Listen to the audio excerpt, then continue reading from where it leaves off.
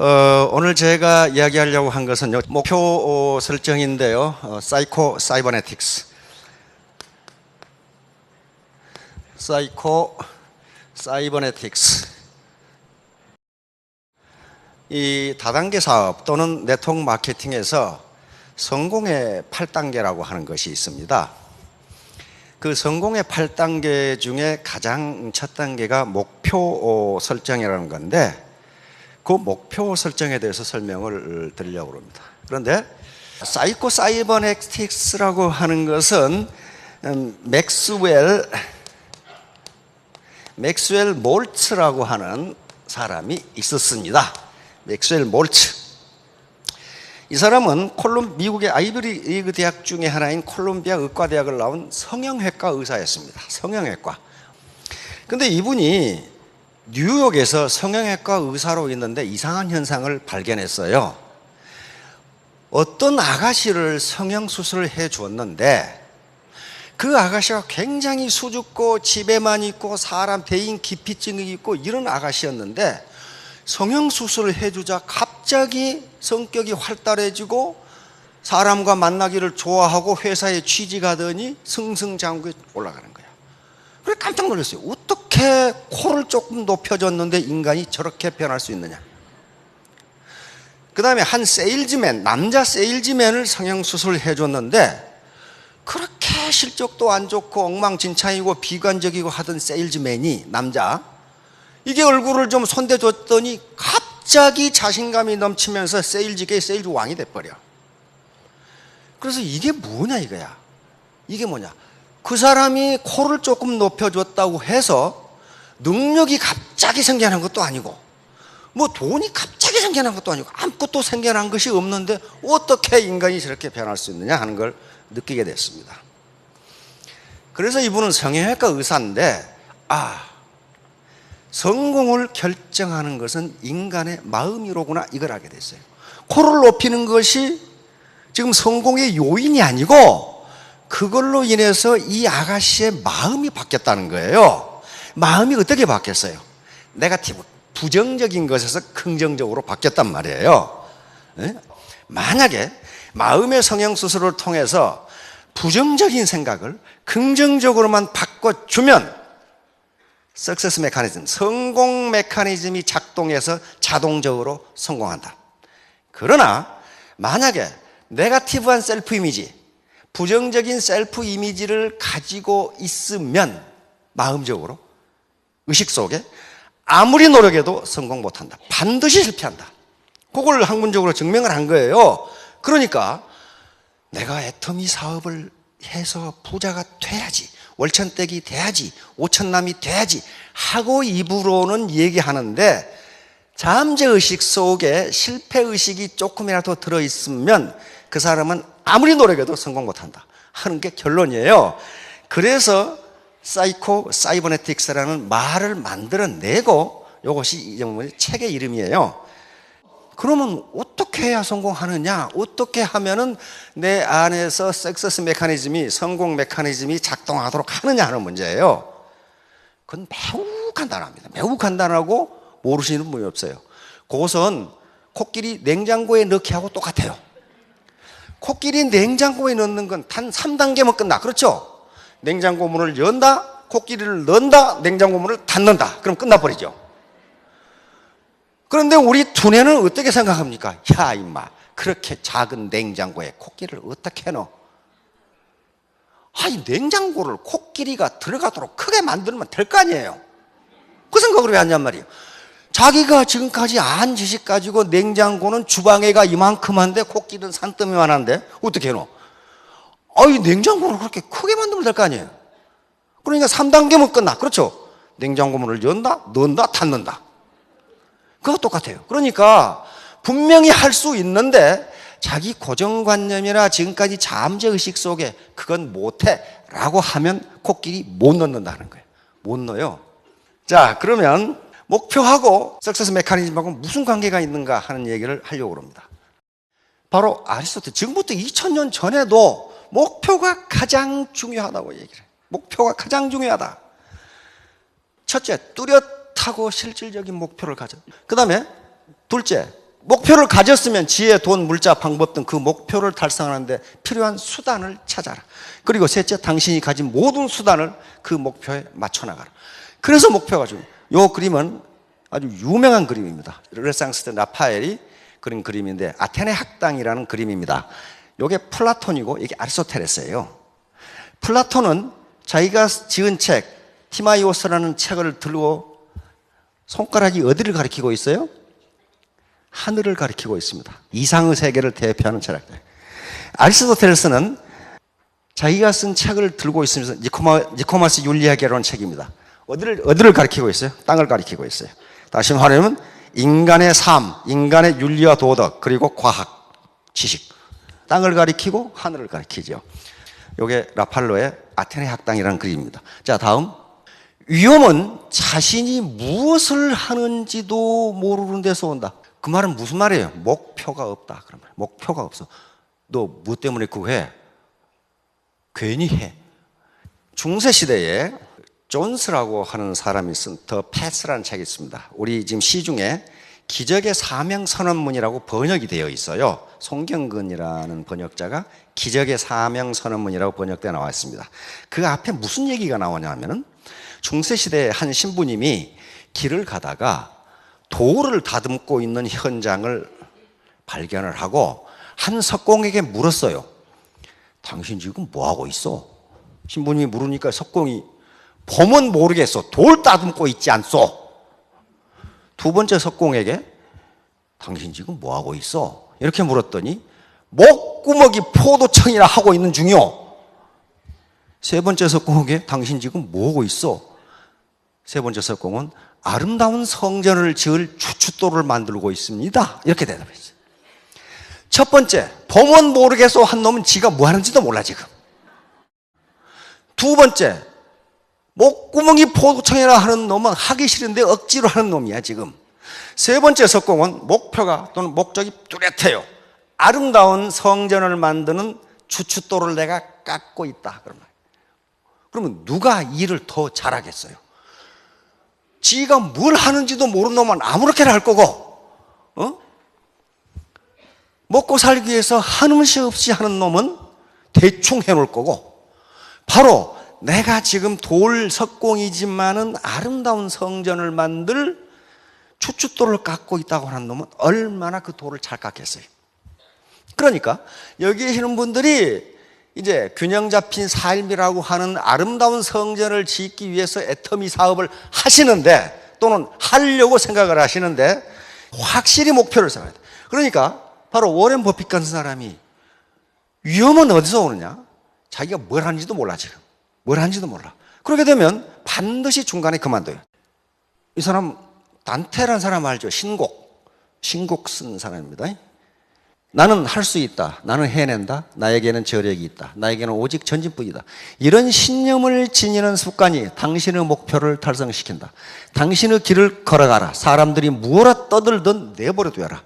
이것이 오늘 강의할 내용의 전부입니다. 사실은 벌써 중세에 이걸 알았다는 거예요. 중세에 자기 신념, 즉 자기 암시라고 그러면 오토 서제스션 또는 잠재의식을 알았다는 거예요. 단테 같은 사람이 이런 얘기를 했어요. 그러니까 누가 떠들든 자기 길을 걸어가는 사람은 왜 그렇게 그랬냐면 목표가 확실하기 때문에 그래요. 자기가 가야 할 길이 확실한데 다른 데 눈을 안 파는 거죠. 다음. 이 사람은 에리카 쫑이라고 하는 사람인데 미국의 저명한 문필가입니다. 아무런 위험을 감수하지 않는다면 더 큰 위험에 직면할 것이다. 다시 말하면 지금 애터미 사업을 하는데 여러 가지 위험이 있습니다. 무슨 위험? 우선 가족의 반대, 친구의 비아냥거림, 친인척의 비아냥거림, 친구들의 반대, 이런 위험이 있는데 이걸 감수하지 않는다면 나중에 더 큰 위험에 직면하게 돼요. 노후에 더 큰 경제적 위험에 직면하게 됩니다. 이제 네트워크 마케팅에서 통용되는 성공의 8단계라는 게 있습니다. 이것은 8단계가 착착착착 이렇게 8개를 적용하는 게 아니고 계속 아이터레이션이 됩니다. 돌아가면서 계속 다시 적용해야 되는 순환적이고 반복적인 성격을 가지고 있어요. 그래서 이것은 활용하는 가운데서 계속적으로 피드백이 돼야 되고 융통성과 창의성을 가지고 적용하면은 분명히 사업을 진행하시는데 큰 도움이 되실 겁니다. 자, 요거예요. 1단계 목표 설정, 2단계 결심 결단. 그런데 요 목표 설정이 firm goal setting이라고 제가 붙인 건데요. 확고한 또는 명확한 구체적인 목표예요. 목표 아무렇게나 생기면 나는 부자가 되겠다. 그건 목표가 아니에요. 확고하고 구체적으로 써요. 요게 없으면요, 1단계 목표 설정이 없으면 요거는 허나만 아무것도 없어요. 이건 필요 없어요. 해봐야 성공 못해요. 그래서 8단계를 다 외울 필요는 없지만은 첫 단계는 알아야 돼. 첫 단계 목표 설정. 자, 목표는 뭐하고 같은 것이냐 하면 이거하고 비교해 보세요. 관역. 우리 양궁 선수들이 관역이 없다면 어디다가 쏠 거예요? 어떻게 훈련을 하고 어떻게 그 사람이 명사수인지 아닌지 어떻게 알아?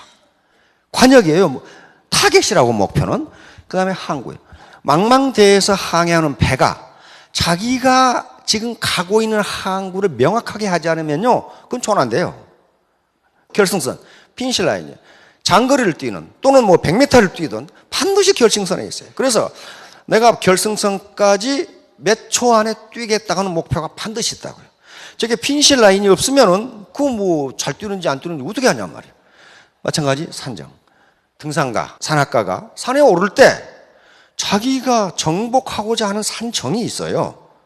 그것이 없다면 중간에 피곤하면 그냥 냇물에 발 담그고 돌아올 거예요.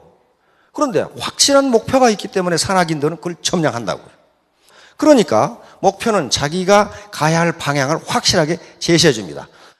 자, 바로 목표 설정은 몰입을 가능하게 해줍니다. 몰입이 어떤 건가? 요겁니다. 한 왕국에 불평이 많은 청년이 있었는데 요 청년이 왕에게 요구했어요. 왕이라면은 인생을 성공적으로 사는 비결을 알고 계실 것 아닙니까? 이걸 좀 가르쳐 주세요. 그러니까 왕이 그래 가르쳐 주마. 그런데 네가 이 포도주 잔을 들고 시내를 한 바퀴 돌아오는데 만약에 포도주를 조금이라도 엎지르면 네 목을 치겠다.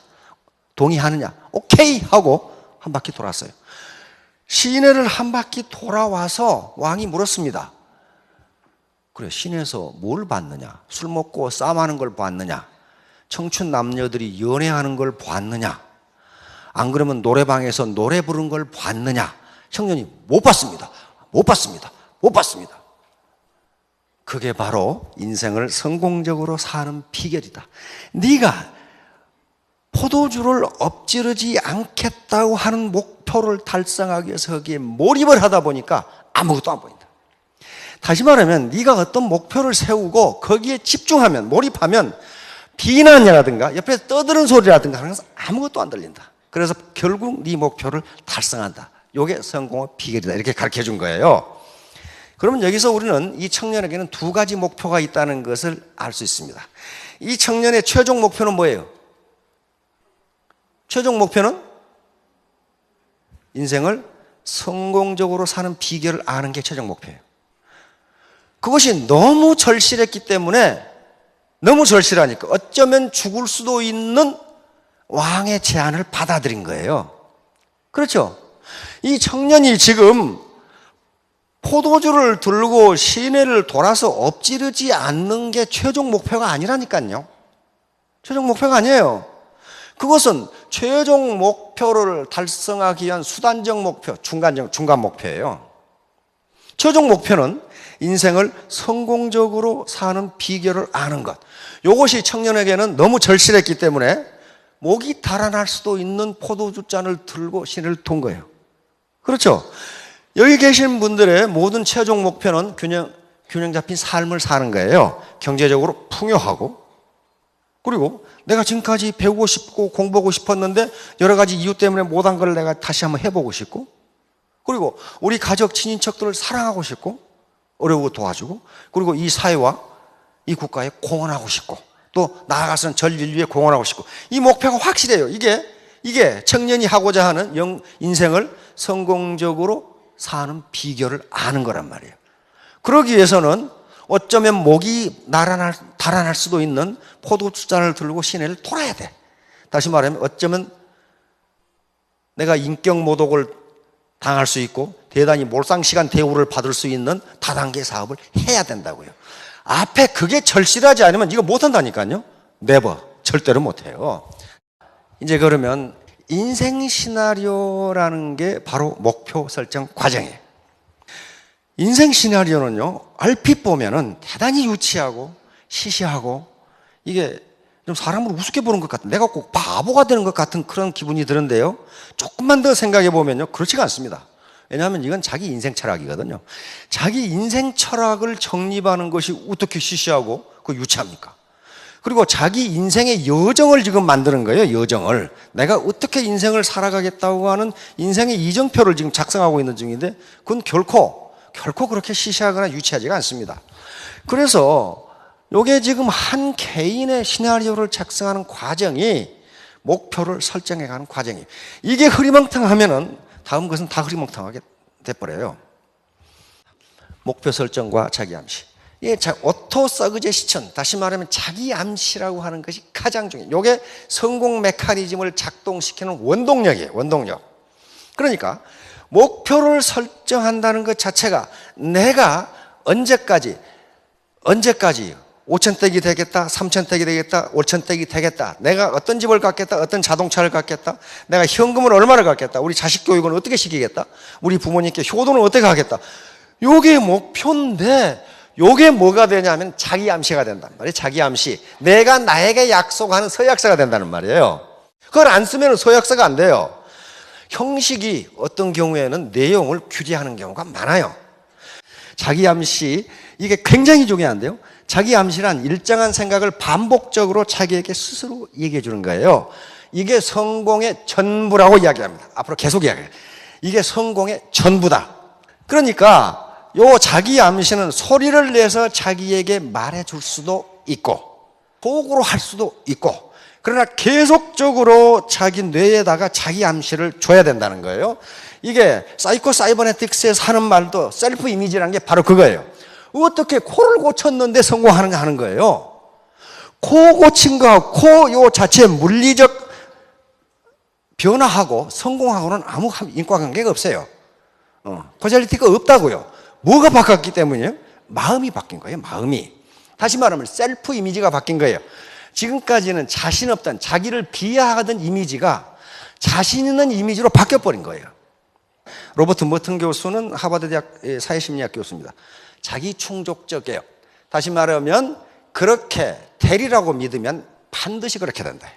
그렇게 되리라고 믿으면 반드시 그렇게 된다. 그러니까 내가 성공하리라고 믿으면 반드시 성공한다. 플라시보 효과도 노세보 효과도 마찬가지죠. 플라시보 효과라는 건 뭡니까? 그러니까 위약 효과.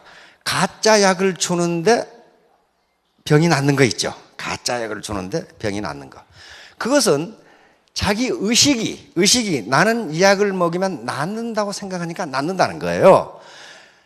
이제 그러면 인간의 요 목표를 반드시 정하는데 그 목표를 정했는데 왜 성공 못하느냐? 그 목표가 자기 잠재의식 속에 들어가지 않으면 암만 정해도 소용없다. 암만 정해도 소용없다는 게, 인간의 정신활동과 행위를 지배하는 것은 무의식이다. 무의식.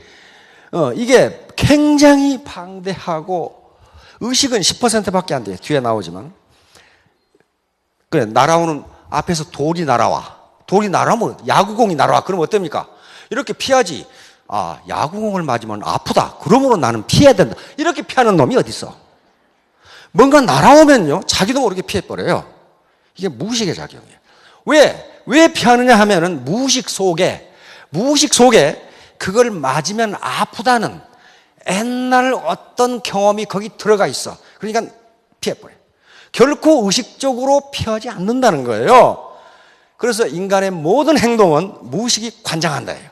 그 사람의 행동을 보면 그 사람은 무의식 속에 뭐가 들어있는가를 알 수 있어요. 잠재의식이라고 하는 것인데 이것이 프로이트가 발견한 최대의 발견입니다. 인간에게는 현재의식 말고 잠재의식이라고 하는 것이 있는데 그 뒤에 학자들이 계속 연구해 본 결과 잠재의식은 농담도 아니하고 거짓말도 아니한다. 그리고 한번 기억한 것은 잊어버리지 않는다. 반드시 그렇게 된다. 그러므로 인간의 행동, 사고방식, 능력은 잠재의식에서 나온다. 이 결론을 내린 거예요. 그래서 오늘날 성공학이라는 것이 바로 그거예요. 지금 그거예요. 컨셔스 마인드 10%, 현재의식은 10%밖에 안 되고 요 잠재의식, subconscious mind가 90%예요. 그런데 이 잠재의식 속에 뭐가 들어있는가 보세요. 여기에 감정이라는 게 들어있어요. emotion, thought, 자기 사고, 생각 이런 것들이 여기에 들어있어요. 그 다음에 experience, 자기 경험이 들어있어요. 경험이. 자기는 스스로 기억을 못하는데 현재의식 속에서 잠재의식 가라앉아 버렸으니까 기억을 못하는데 잠재의식은 잊어버리거나 농담을 하거나 거짓말을 하지 않는단 말이에요. 그 다음에 soul, 우리 영혼이 들어있어요. 영혼이. 그 다음에 DNA라는 것은 여기서는 본능이 들어있어요. 본능. 그러니까 아무리 현재의식으로 요 잠재의식을 제어하려고 해도 본능적으로 나타나니까 이것을 속일 수 없다. 이렇게 되는 거예요. 자, 그러니까 나무에 비유하면 요 뿌리가 잠재의식이에요. 잠재의식. 요 줄기라든가 이파리라든가 여기에 붙어있는 열매는 현재의식입니다. 따라서 요 줄기나 이파리, 요 열매는요, 뿌리가 어떻게 생겼냐에 따라서 결정이 돼요. 요것만 아무리 아름답게 꾸며도 뿌리가 벌레 먹거나 부실하게 되면 다 부실하게 돼요. 요 현상입니다. 자, 다음. 요게 이제 결정적이에요. 요게 아주 기가 막힌 거고 요게 비법이에요. 요 잠재의식이라는 놈은 상상과 실제를 구분하지 못한다. 다시 말하면 상상도 실제로 인식한다는 거예요. 그래서 상상과 우리 잠재의식은 묘한 놈이어가지고 상상과 실제를 구분하지 못한다. 다시 말하면 상상도 실제로 인식한다. 그러니까 요것을 이렇게 적어놓고 그리고 여기다 구호를 적는데 자기가 좋아하는 말로 적으시라. 그러면 나는 할 수 있다. 나는 반드시 하겠다. I can do. 이렇게 적든지 이런 구호를 써서 성공학자들이 하는 얘기는 자기 동선에 다 붙여놓고 소리내서 읽어라 그랬어요. 이건 카네기가 한 얘기예요. 카네기가. 그걸 전부 받아들인 거예요. 그렇게 보니까 되거든. 침대 맡에 붙여놓고 화장대 앞에 붙여놓고 자동차 안에 붙여놓고 중얼중얼해라. 그렇게 되면 어떻게 됩니까? 긍정적인 메시지가 내 잠재의식 속에 들어와요. 짐 캐리 아시죠? 캐나다 출신 미국의 코미디언입니다. 캐나다 출신인데 집이 너무 가난해. 그래가지고 결국 헐리우드에 와가지고 거의 무명 배우로 있을 때 워낙 가난해서 잠잘 데가 없어가지고 폐차장에서 잠을 잤거든요. 폐차장. 미국의 폐차장 맞죠?